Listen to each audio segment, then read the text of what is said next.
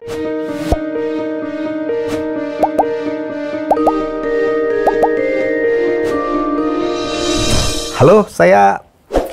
tamu saya kali ini ya idola banyak orang ya.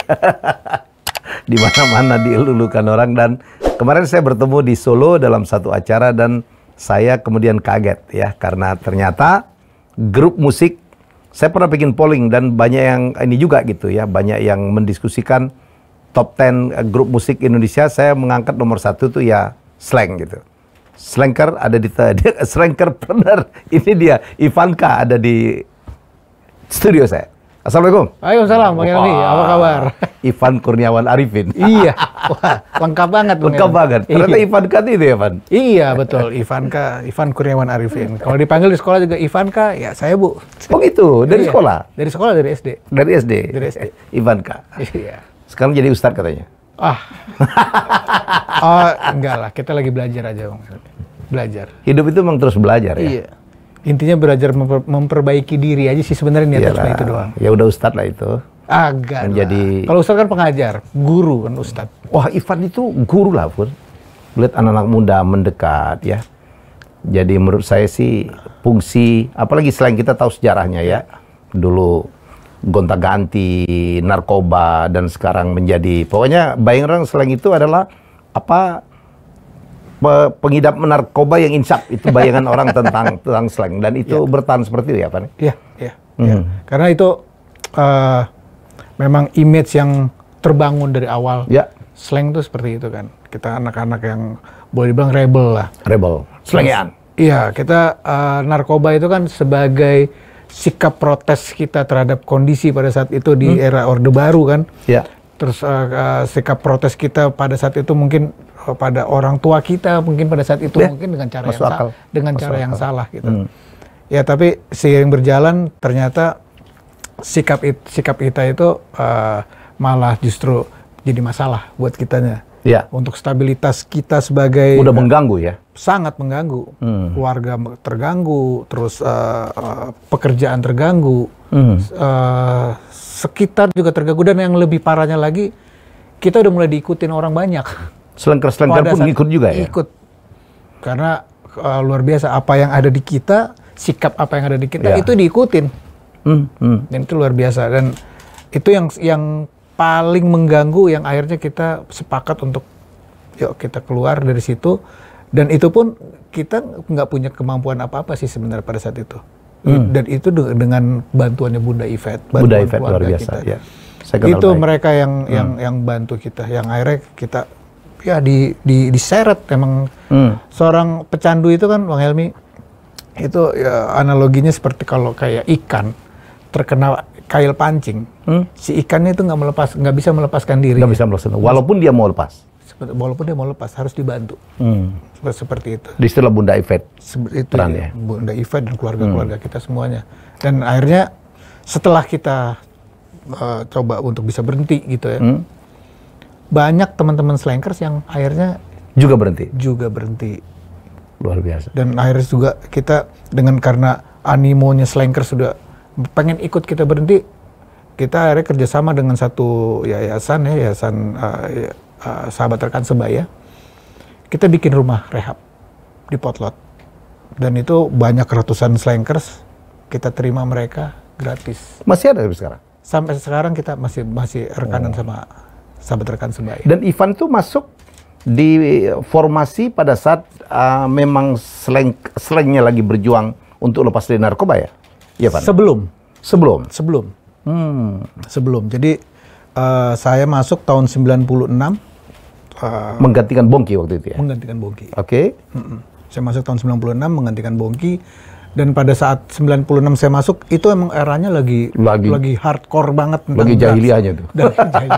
Sebenarnya ternyata kalau saya lihat bukan hanya di scene-nya slang aja, tapi di scene-nya mahasiswa, di scene-nya mungkin juga aparat-aparat pada saat itu kan, itu eranya era reformasi kan. Iya. Dan itu yang memang untuk drugs tuh luar biasa zaman itu.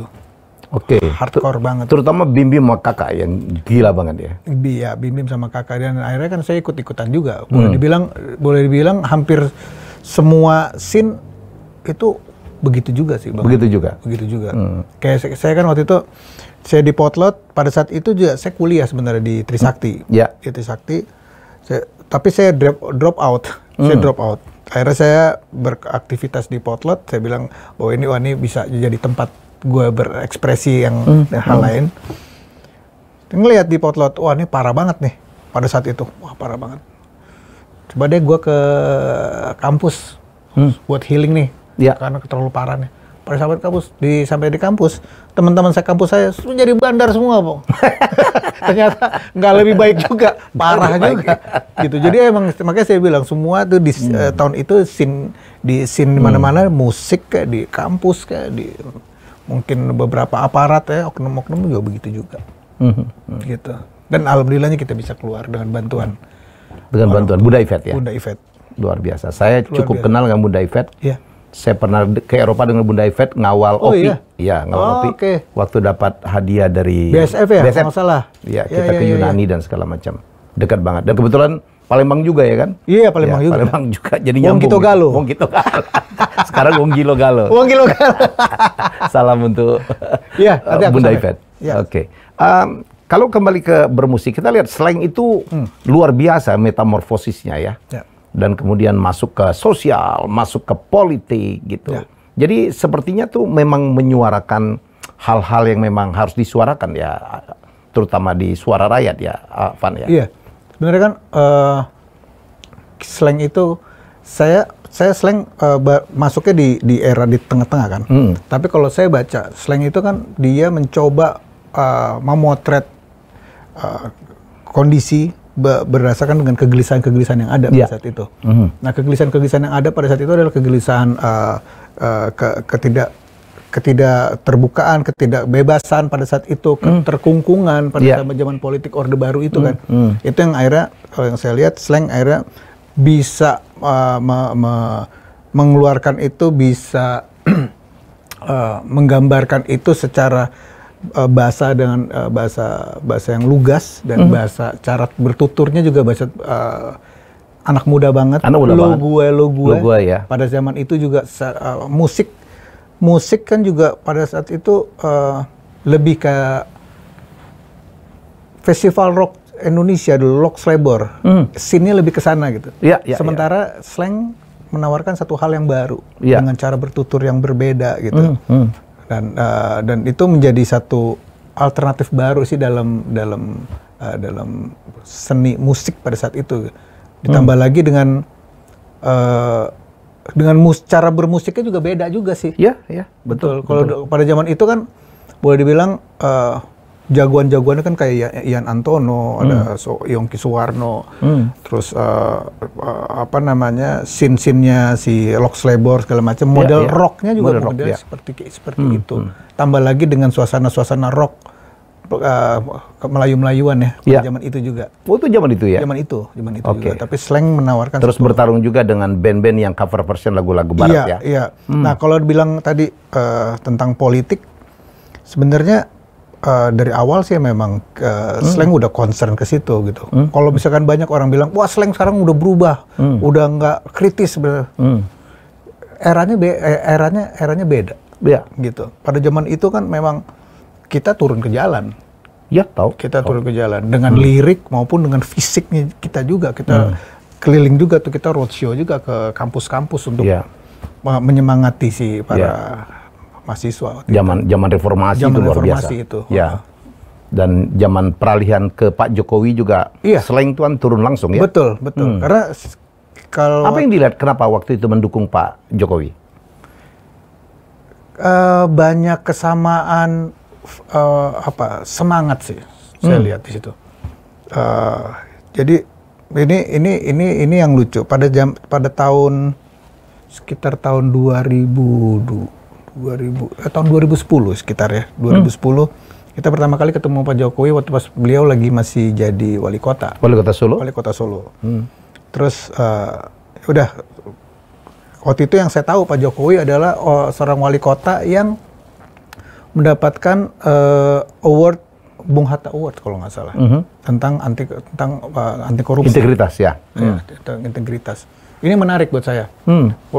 Kita lagi manggung di situ yuk kita sowan yuk ke Pak Jokowi ini, karena ada seorang pemimpin, seorang wali kota yang seperti ini, kayak menarik. Udah kita ketemu, kenalan dengan gayanya yang sangat humble, yang boleh dibilang kayaknya enggak potongannya bukan potongan pejabat ya, gitu kan, modelnya begitu. Ya. Tapi ternyata kita diundang di situ. Saya baru sekali lihat pejabat presentasi. Dia presentasi ke kita. Dia presentasi ke kita terhadap apa-apa yang sudah dilakukan. Gitu. Bagaimana dia melakukan relokasi tentang pasar. Strategi-strateginya, bagaimana kegigihannya dia dalam berkomunikasi dengan rakyat. Rakyat pada saat itu pedagang-pedagang pasar menolak. Sekali ngomong menolak, 2 kali ngomong menolak, 3 kali tetap ditolak, 4 kali angkat golok si tukang pasarnya. Terus 5 kali sangat gigih, sampai diajak makan malam mereka 45 kali. Sampai akhirnya mereka mau dipindah, direlokasi. Sampai akhirnya pas direlokasi dibikinin kirap. Jadi perpindahan dari pasar lama ke pasar baru. Dibikinin kirap dan dipromosikan secara gratis. Jadi emang ini orang niatnya emang berbuat untuk rakyat gitu loh. Gitu dengan strategi-strategi pembangunannya dia gitu. Dan ini menarik gitu. Apalagi bukan karena dia suka musik rock juga ya. tambah dia itu satu hal lain lagi yang menurut saya menarik ya. Dia senang sama musik gitu. Terus sangat humble ya, sangat humanis. Kita diajak makan sana sini dan kita punya keyakinan bahwa di tangannya dia akan banyak perubahan-perubahan yang akan terjadi oleh Indonesia gitu. Dan saya lihat itu terbukti sih, saya ngelihat. Sampai akhirnya sampai perjuangan beliau menjadi presiden ya. Terutama Abdi turun langsung gitu. Iya. Betul ya. Iya. Kalau sekarang gimana? Masih firm mendukung Pak Jokowi? Siapanya? Kitanya? Ya. Itu iyalah, pastinya tetaplah. Yang ada satu hal yang menarik waktu pas tahun 2014. Sebelum masa itu kita ada diskusi, terutama saya sama Bim gitu. Internal, sangat internal. Saya bicara sama Bim, Mas, ini gimana posisi kita? Apakah kayak tadi Bang Helmi bilang, apakah kita diam aja? Apakah kita bersikap? Kita jadi bersikap dukungan pada salah satu kandidat gitu. Kita punya timbang, akhirnya saya membimbing, yaudah kita jalan maksudnya ini dengan pertimbangan yang luar biasa, dengan karena resikonya luar biasa. Slang ya. Kita udah hitung itu. Pada saat itu memang ternyata Jokowi kalah, ya udah kita terima risikonya. Tapi gini loh Bang Helmi, aku sih ngerasa kayak ada dorongan yang luar biasa bahwa ini kesempatan. Kalau ini orang nggak didukung, kita kehilangan kesempatan untuk bisa terjadinya perubahan yang luar biasa gitu. Walaupun ya pasti ada yang tidak sempurna di sekitarnya Jokowi kan pasti ada gitu. Tapi saya orang sekitarnya gitu. Ya dalam satu perjuangan kan pasti ada kekurangan ya pasti. Setiap itu. Tapi kita yakin nih di tangannya dia ini akan oke nih. Udah kita ada pastikan bahwa kita akan dukung dia gitu. Termasuk 2019 ya? Termasuk 2019. Dan makanya ini orang yang ini mungkin saya nggak banyak cerita ke orang-orang. Orang-orang tahunya dengan dukungan kita sama Jokowi, Slang menjadi seorang band. Pokoknya kita udah dapat julukan-julukan baru. Slang band plat merah. Slang band istana. Slang ya seperti itulah kira-kira. Padahal ya itu terserah mereka mau bilang apa. Terserah mereka mau bilang apa.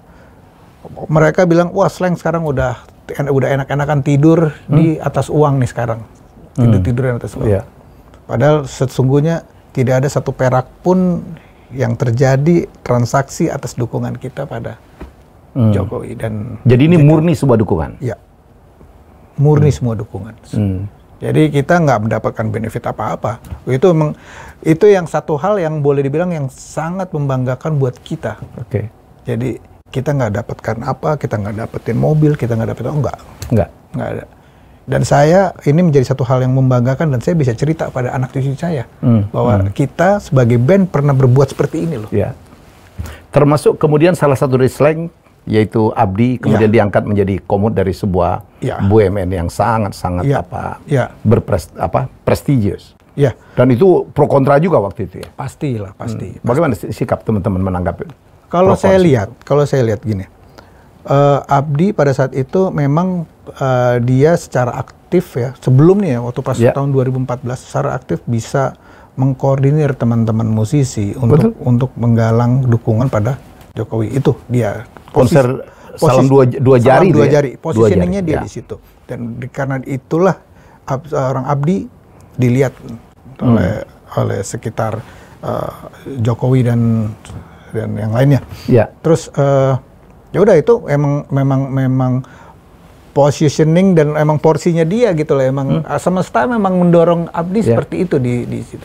Dan Abdi waktu itu saya potong memang sudah tidak aktif bermusik di Slank ya?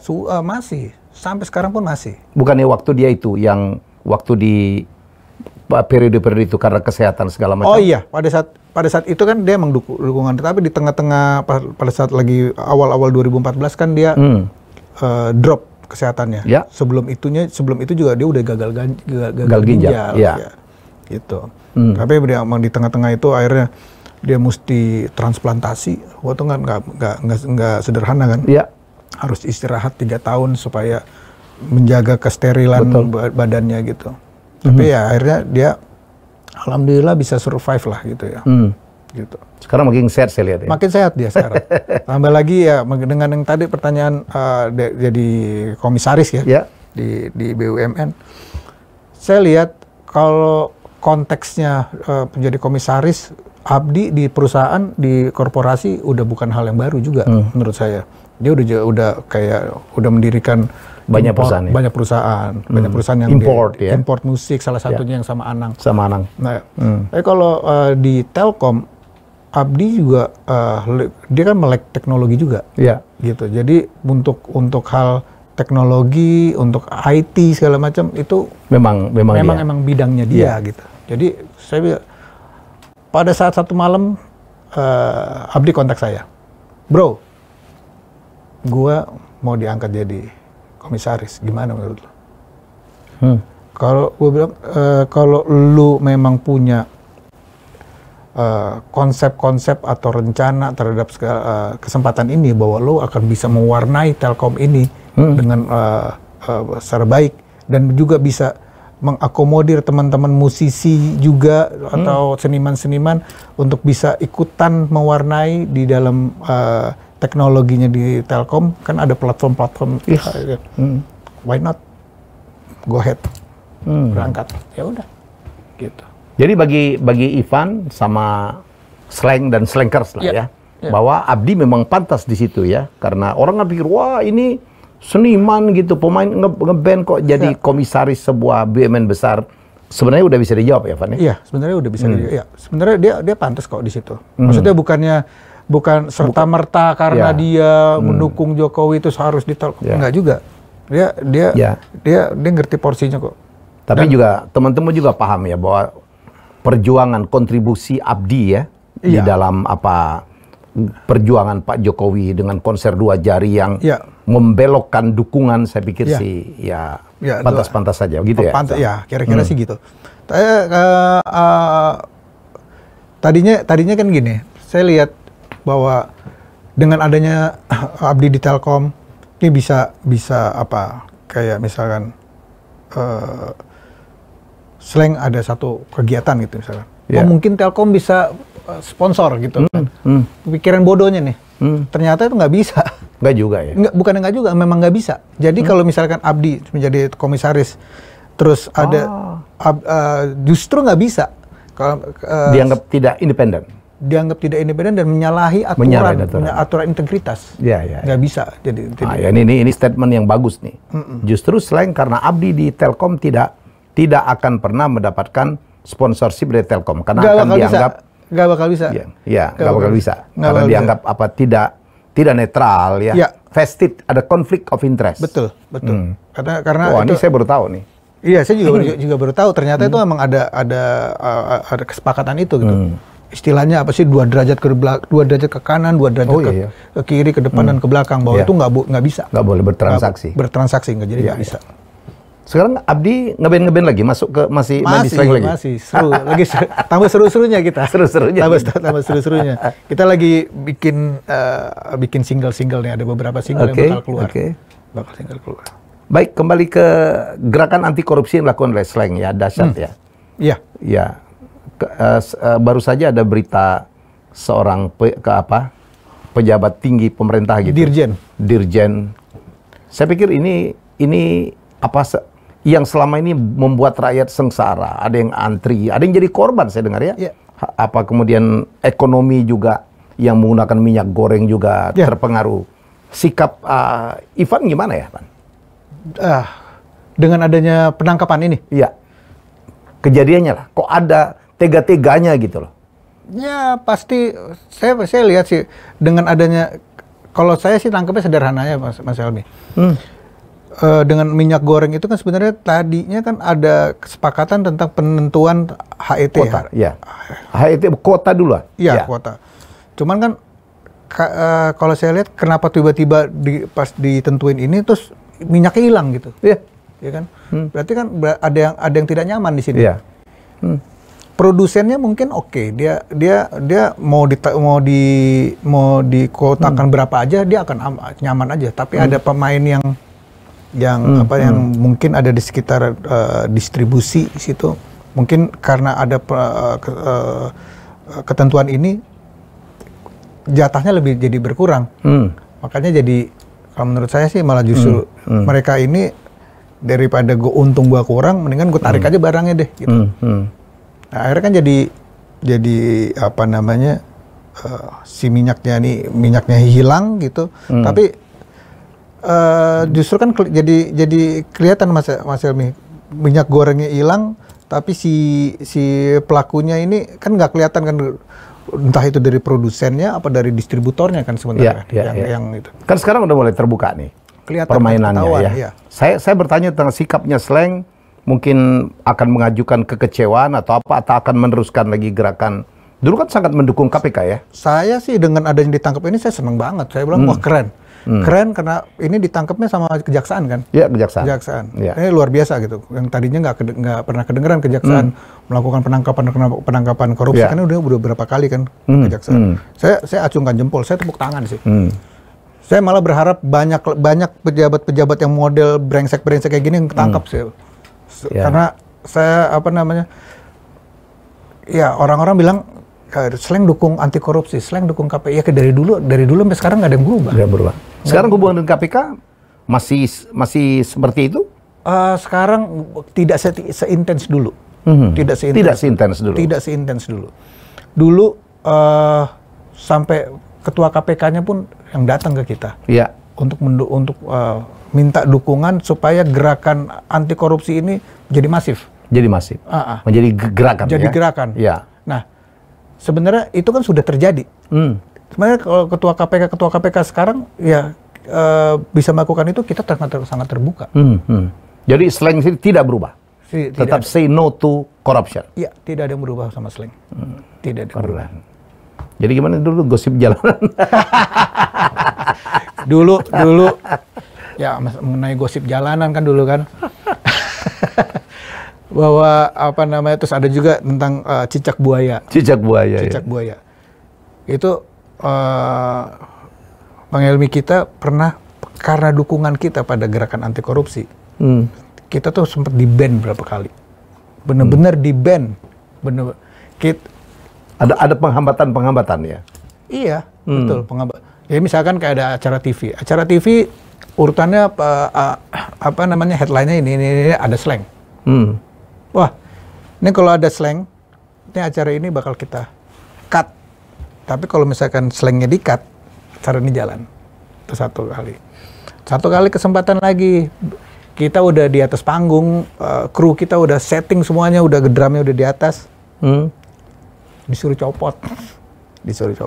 Ada sekitar 10-15 kali manggung kita di band. Tahun berapa tuh, Pan? Sebelum 2014. Sebelum 2014. Zaman-zamannya kita mesra-mesranya sama KPK sama Antasari Azhar. Antasari Azhar. Ya. Cicak buaya itu ya. Cicak buaya. Kalau diterusin lagi ntar lebar lagi. Lebar lagi. Tapi itu bagian dari sejarah slang. Iya betul. Bos, ini colorful banget.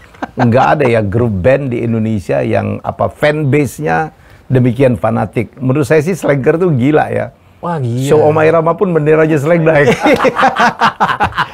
Bener. Jadi mereka kadang-kadang nggak peduli yang main siapa gitu ya. Yang penting Slankernya harus eksis. Betul. Main bola ada bendera slang. Nonton ada orang cari hiburan disco di Ibiza, ada bendera slang. Bendera slang. Orang naik haji dan umroh sampai ke Ibiza. Iya. Gila. Orang naik haji dan umroh di depan Ka'bah pakai bendera slang, foto-foto. Slanker gila. Iya luar biasa sih. Tapi ya itulah apa namanya. Saya ini kan IO gitu. IO kadang-kadang kan pakai TV juga gitu. Yang paling kesel gitu kita ada pasang kamera ketutup sama bendera itu kibar-kibar. Oh itu udah. Iya parah banget. Marah-marah kita karena kamera kita ketutup benderanya. Slang lagi. Dulu ada ini juga tuh fenomenal juga zaman kampanye beberapa waktu lalu ya. Iya. Itu kan gantian kan kampanye, setiap partai kan gantian. Gantian. Ini pada saat partai A tiba-tiba lewat jalan potlot. Mereka beli bendera slang. beli bendera slang untuk nanti ikut kampanye, bendera slang dikibarin. Jadi pernah ada saya lihat ada karikaturnya dari Kompas. Jadi di tengah kampanye di Bundaran HI jadi digambarin gitu, kampanye dengan berbagai macam bendera gitu. Tapi bendera slangnya ada di Tugu Selamat Datang di atas tuh, di atasnya di bendera slang gitu. Wah, ini lucu. Lucu banget. Jadi emang kayak begitu. Mungkin apa ya? Dianggap slang itu menjadi simbol ya, dan simbol cair gitu ya. Betul. Ada di mana-mana. Betul. Mewakili mereka lah, menjadi simbol per apa. Tapi jangan-jangan ada slanker gadungan juga gitu ya. Ada juga sih kayaknya sih. Yang penting beli benderanya ya, seolah-olah slanker dukung, padahal belum tentu. Belum tentu, bisa jadi. Penyusup berarti. Penyusup. Ada berapa orang slanker itu, Pak? Kira-kira? Kalau kita lihat dari data fanpage-nya di Facebook, hampir 8 juta sih, 7 juta sekian lah. Nah, tapi saya prediksi lebih dari itu ya. Bisa kan nggak semua orang juga jadi masuk fanpage dong? Betul, nggak semua, semua orang. Ada di mana-mana. Benar. Di konser apapun, dari dangdutan sampai gambus ada. Ada slang. Kalau slang lagi main, bendera naik nggak apa-apa tuh. Iya betul.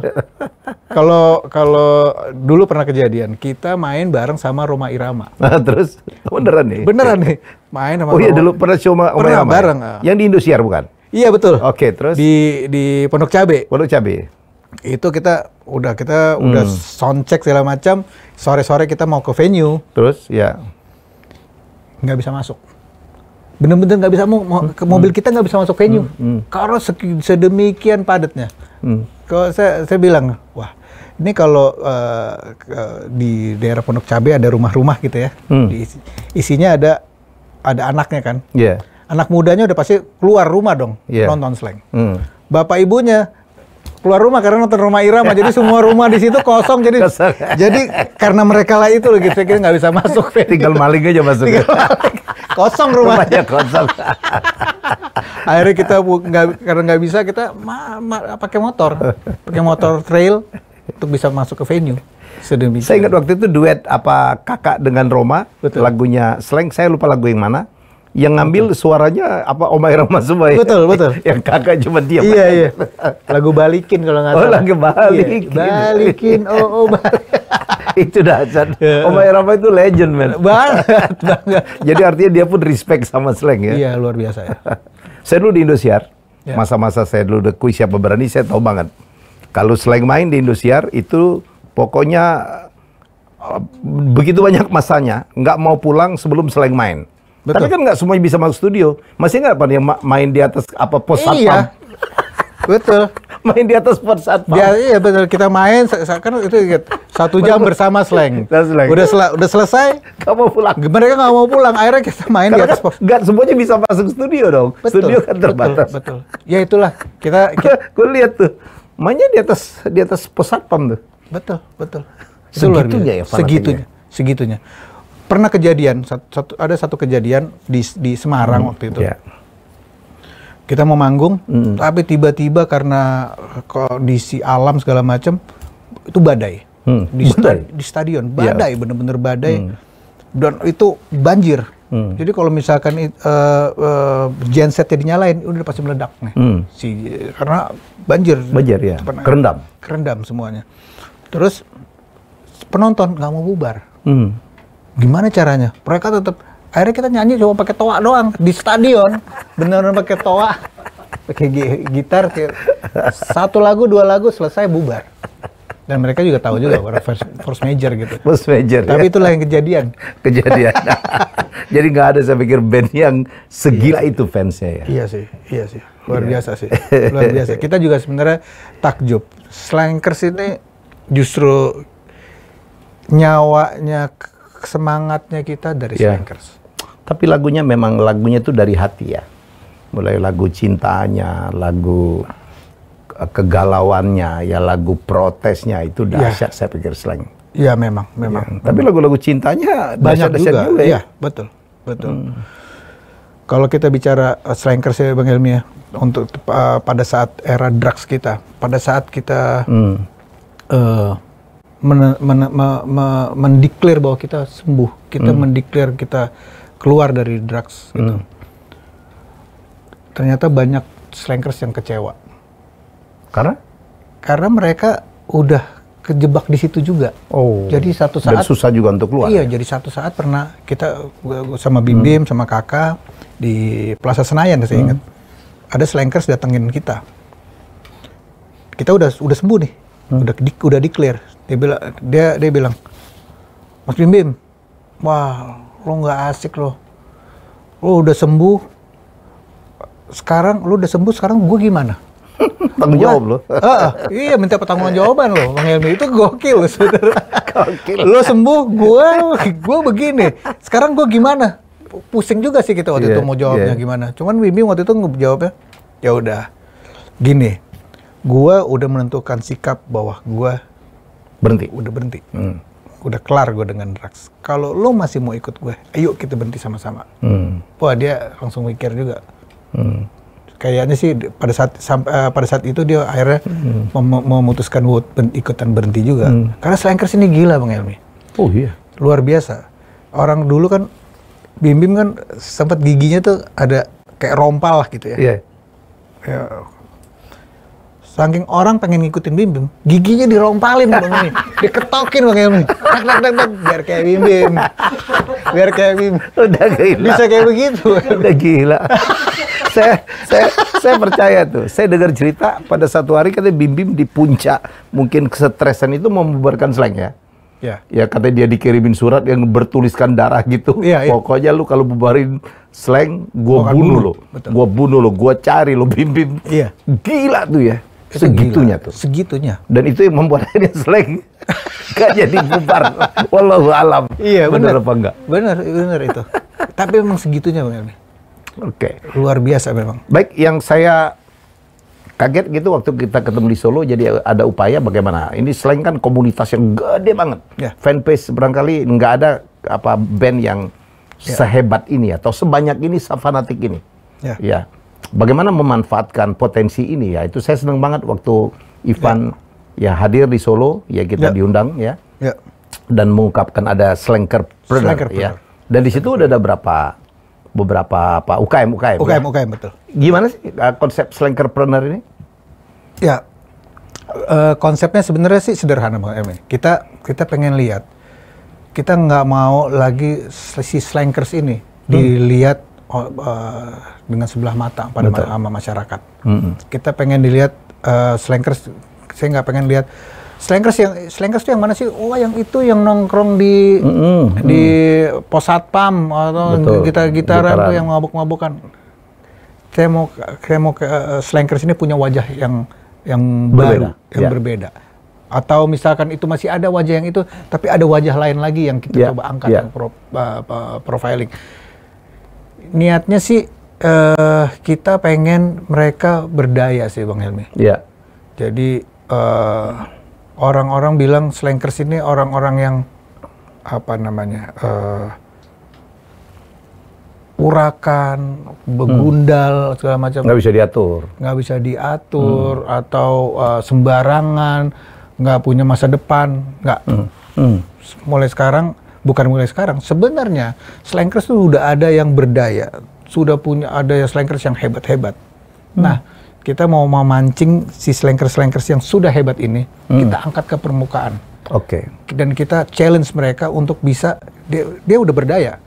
Kita challenge mereka untuk bisa memberdayakan teman-temannya juga, diajak. Jadi sebagai kakak asuhnya lah, gitu. Minimal kita ada sekitar 180 chapter slankers club di seluruh Indonesia. 180-an lah, 180-an klub. Kalau misalkan satu chapter punya ada strukturnya kan, ada ketua, anggota, sekretaris, bendahara, bla bla bla. Tapi kalau misalkan si slankers ini bisa jeli milih ada teman-teman slankersnya yang punya usaha dan itu bisa menghidupi yang lain, bisa menghidupi yang lain dan bisa menghidupi si organisasi ini. Ini ideal sih menurut saya. Satu chapter, satu organisasi dan dihidupi oleh satu bidang unit usaha. Itu ideal banget. Nah, kalau misalkan itu ada 180, kemudian bisa berkembang lagi. Misalkan satu chapter bisa ada 1, 2, 3 unit usaha. Kita udah nggak perlu jalur distribusi apa-apa lagi. Mereka bisa hidup, bisa hidup dan menghidupi mereka sendiri. Dan ini kita juga bisa saling bertransaksi bersama dengan slang. Kita punya slankers, lo mau bisnis nggak? Gue punya barang nih, apa slang kopi, nih gue kirim, lo gue kasih harga distributor sekian, selesai. Itu ide bagus tuh. Iya memang. Karena sekarang itu community base ya, itu community base marketing, community base gitu, itu keren banget. Ya saya kemarin baru kedatangan tamu, dia memanfaatkan euforia penggemar K-pop di Indonesia yang juga banyak banget. Ya banyak banget ya. Dia bikin itu kafenya. Tempat mereka berkumpul tuh. Ya tempat mereka berkumpul. Saya pikir kalau slang ke sana mungkin dahsyat. Nah, kenapa kita harus pakai Korea kalau kita sendiri punya kita sendiri gitu. Ya dengan konsepnya dicocokin, saya pikir sih keren banget tuh, Pak. Sebenarnya K-pop kayak ARMY-nya BTS gitu ya. Sama slankers hampir sama loh. Semangat apa namanya? Loyalitasnya, fanatismenya luar biasa, hampir sama. Jangan-jangan menangan slanker kalau nggak. Tapi ARMY luar biasa juga loh, nggak bisa dianggap enteng juga loh. ARMY generasi berbeda lah. Generasi berbeda. Kalau ARMY kan lebih kepada anak-anak milenial gitu ya. Banyak perempuan juga gitu. Kalau slanker beda lagi nih. Ini spesies yang berbeda, tapi dahsyat. Dahsyat. Betul. Lebih militan menurut saya sih. Betul. Dan ini luar biasanya regenerasinya ini berjalan.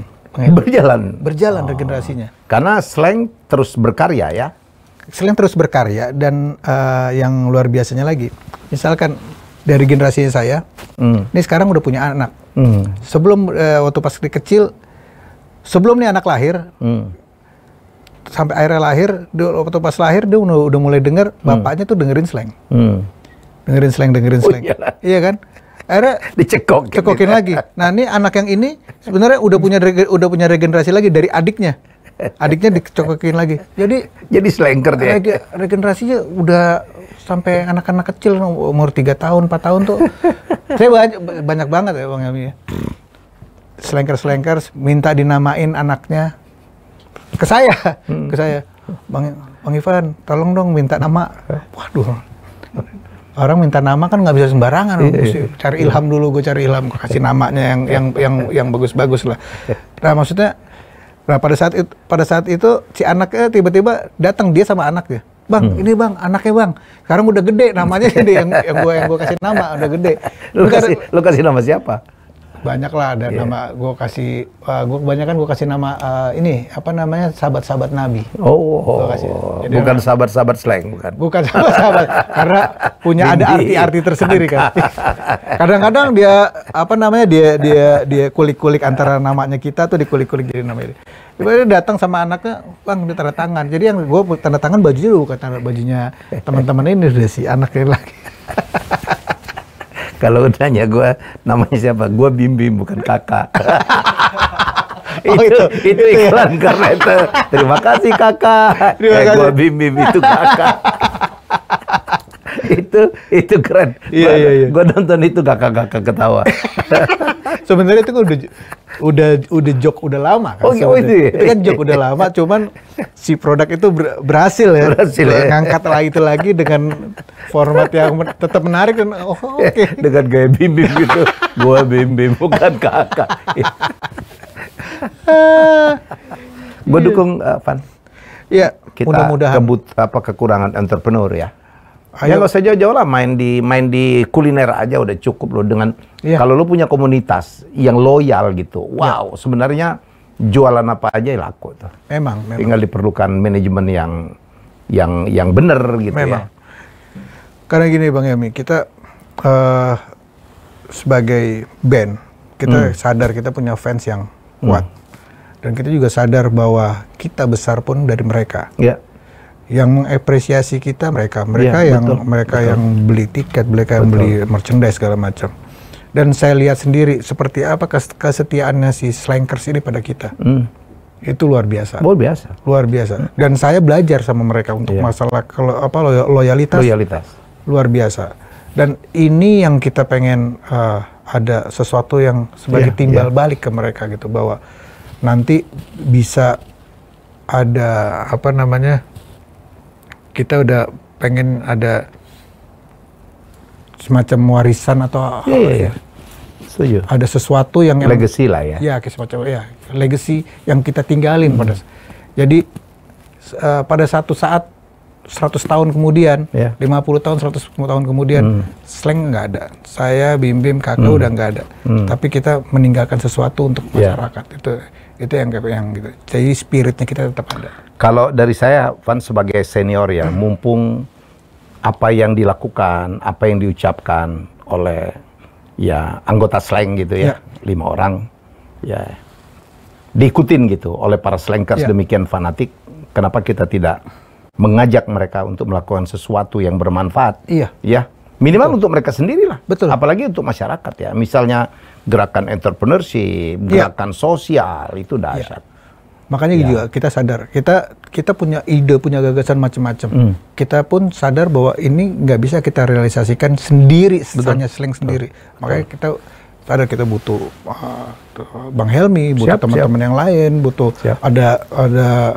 kita butuh banyak teman yang kita bisa sama-sama. Kan dari Solo sudah bilang, ayo Van, saya bantu Van. Saya dengan Om Wowi siap bantu. Karena kita kepengen banget. Kita harus memulai gerakan-gerakan perbaikan negara ini ya. Itu adalah dari akar rumput tuh. Mumpung sekarang nih waktunya sekarang ini. Kita capek dengar akar rumput yang tukang ribut segala macam, mukulin orang. Aduh. Itu dia. Itu bukan budaya kita, men.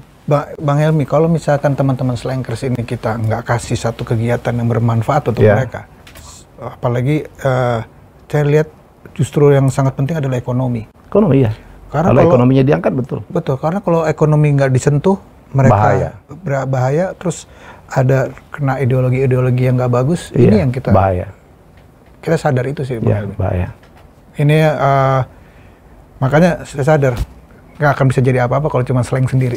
Jadi yuk kerja sama kita. Siap, Bang Helmi. Saya abis ini kita akan ngomong banyak sekali konsep-konsep yang barangkali kita bisa gabungkan. Saya melihat bahwa ini adalah sesuatu yang yang ya kita mulai dari slankers gitu. Yang kita tahu apa jumlahnya banyak banget, fanatik banget. Mari kita olah gitu ya. Fanatisme mereka tuh masukin energi yang positif lah. Iya. Keren tuh, Van. Harus. Jadi Slankerpreneur ini siapa yang mimpin? Ivan dari Slang? Sementara ini memang saya yang nge-lead. Oke. Saya yang nge-lead. Tapi di sisi lain, ini kan nanti ada ini ada Slang Koperasi, Bim yang nge-lead. Bim yang nge-lead. Nanti kita akan ketemu. Pengennya ini nanti akan kita bungkus dalam satu aplikasi nantinya. Ya, harus. Jadi aplikasi satu platform bersama. Jadi di sini ada e-commerce-nya juga, ada koperasinya juga, ada fans club-nya juga. Mimpinya seperti itu. Kan Abdi jago aplikasi itu. Nah, makanya kita tagih nih Abdi nih Bapak itu kita tagih. Kita tagih nih Abdi.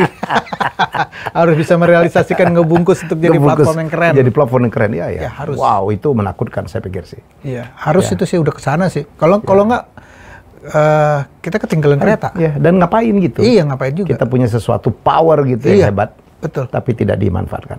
Betul. Oke, Van, terima kasih sudah menjadi tamu saya. Siap, Bang Helmi. Saya terima kasih banyak nih. Salam untuk teman-teman geng Potlot sama Bunda Ivet. Siap. Terima kasih banyak. Saya kesempatan yang luar biasa nih. Saya tersanjung. Saya 3 kali kampanye, tidak ada kampanye tanpa lagu Slang. Ku tak bisa gitu. Jauh, padahal kalau udah jadi jauh semua tuh. Jauh semua. Bener ya? Jangan nyanyi lagu itu lagi ya. Bohong lo. Lagu itu menjadi ajakan palsu. Ajakan palsu. Semua tuh. Kalau kandidat gitu. Karena menjelang masa kampanye pasti lagunya itu. Iya. Kita bisa jauh dari banyak sama partai. Begitu udah jadi jauh dia. Di WA aja gak balas, Mas. Iya.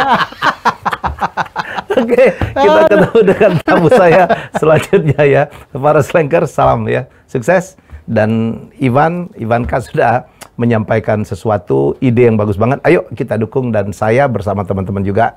Ya kita Slanker juga. Tapi ya nggak fanatik kayak teman-teman semua. Kalau nyanyi, saya 3 kali kampanye lagunya lagu itu. Untung nggak jadi. Oke, bye-bye. Terima kasih sudah menonton Helmia Bicara. Jangan lupa untuk like, komen, share, dan subscribe.